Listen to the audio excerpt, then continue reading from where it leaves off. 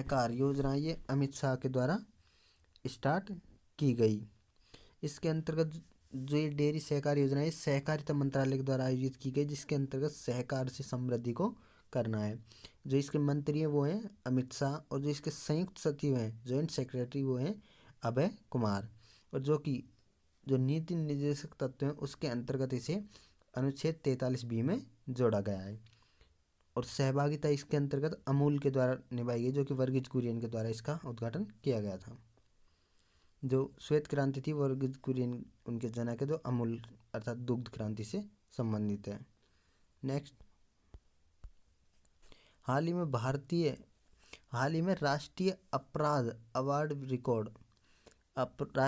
Record bureau NCRB द्वारा भारत में दुर्घटनाओं में होने वाली मौतों और आत्महत्याओं की रिपोर्ट 2020 में कौन सा राज्य शीर्ष स्थान पर रहा है? Option A Karnataka, option B Madhya Pradesh, option C Telangana, option D Maharashtra. तो इसका राइट आंसर हो जाएगा ऑप्शन डी महाराष्ट्र। जो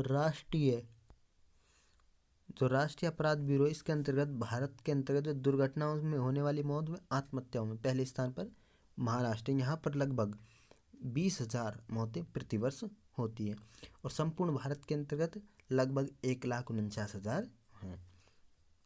जो शीर्ष स्थान पर ये महाराष्ट्र रहा है। नेक्स्ट, हाल ही में हुनर हाट के 30वें संस्करण का उद्घाटन कहाँ किया गया? Option A Jaipur, option B Shimla, option C Dehradun, option D Goa.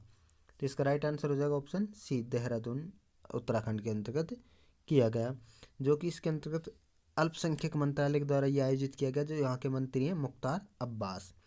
इसके अंतर्गत मार्केट उपलब्ध करवाना है, जैसे हथकरघा जैसे क्षेत्र है वहाँ पर मार्केट को उपलब्ध करवाना, और जो हस्त निर्मित उत्पाद उन्हें बिक्री करना।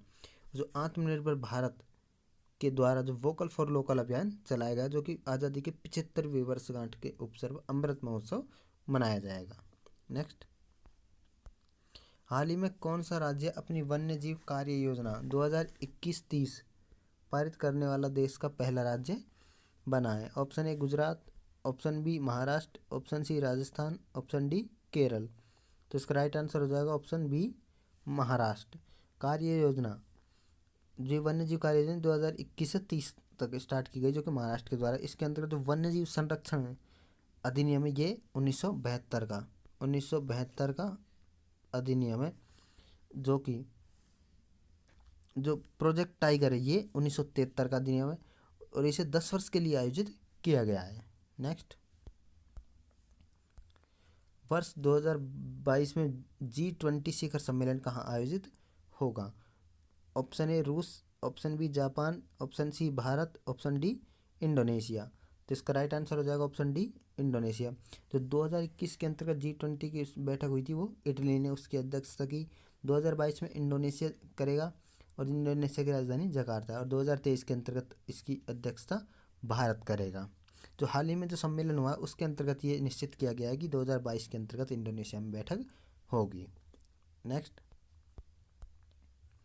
हाल ही में पहला गाइडेड मिसाइल विध्वंसक P-15B भारत नौसेना को मिला है, इसका निर्माण किसने किया?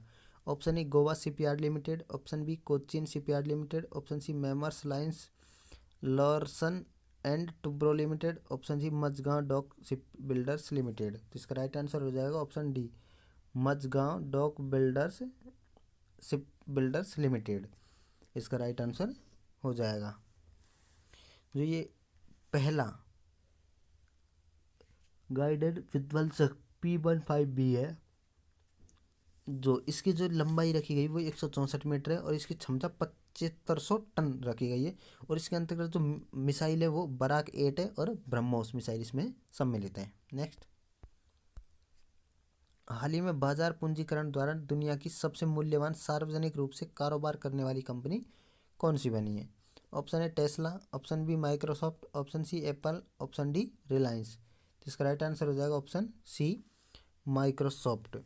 ये दुनिया की सबसे मूल्यवान कंपनियों में जो पहले स्थान पर हुआ है माइक्रोसॉफ्ट। इससे पहले थी एप्पल, लेकिन अब वर्तमान में माइक्रोसॉफ्ट है।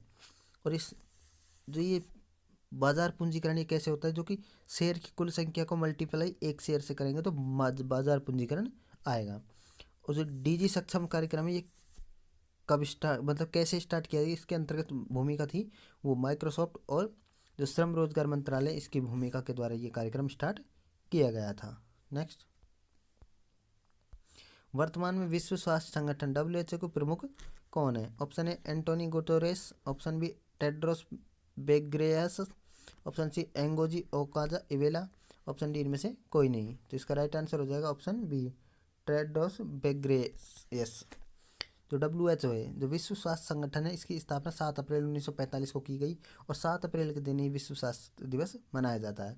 इसका मुख्यालय जिनेवा स्विट्जरलैंड के अंतर्गत स्थित है और जो इसके हेड है वो डॉक्टर टेड्रोस हैं।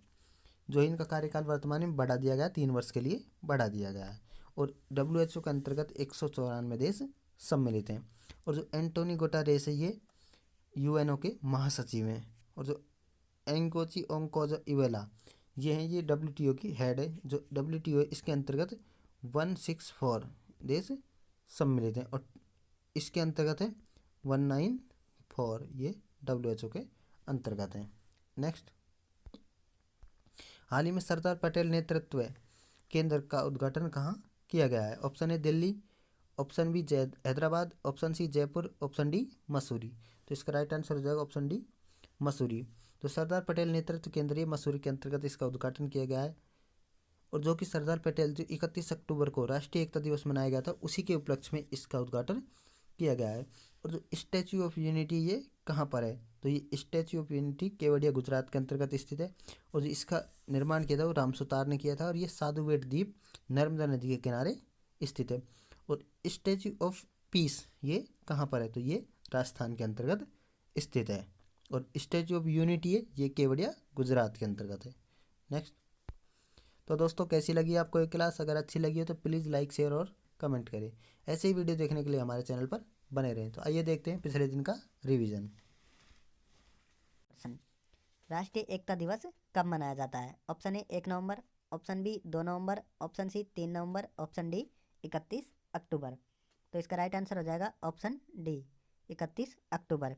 जो राष्ट्रीय एकता दिवस है ये 31 अक्टूबर को मनाया जाता है, जो कि सरदार वल्लभ भाई पटेल के जन्म दिवस के उपलक्ष्य में मनाया जाता है, जो इनका जन्म गुजरात के अंतर्गत हुआ था, जो कि 2014 से ये दिवस मनाना स्टार्ट किया गया।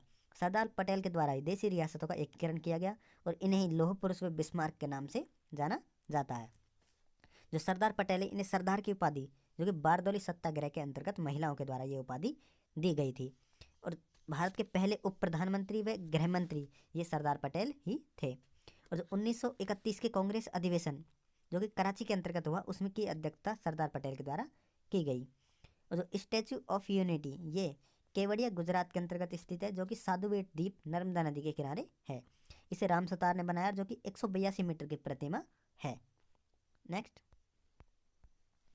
हाल ही में किस राज्य में मुख्यमंत्री घस्यारी कल्याण योजना शुरू की गई?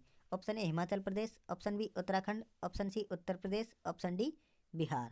तो इसका राइट आंसर हो जाएगा ऑप्शन बी उत्तराखंड। जो मुख्यमंत्री घस्यारी कल्याण योजना ये उत्तराखंड के अंतर्गत देहरादून से स्टार्ट की गई है, जिसके अंतर्गत जो सहकारी समितियां इनका पूर्णतः कंप्यूटरीकरण किया जाएगा। इस योजना के अंतर्गत जो सहकारी समितियां इनका कंप्यूटरीकरण किया जाएगा। और जो सहकारी समिति जो ये सहकारिता मंत्री जो कार्यालय बनाया गया है ये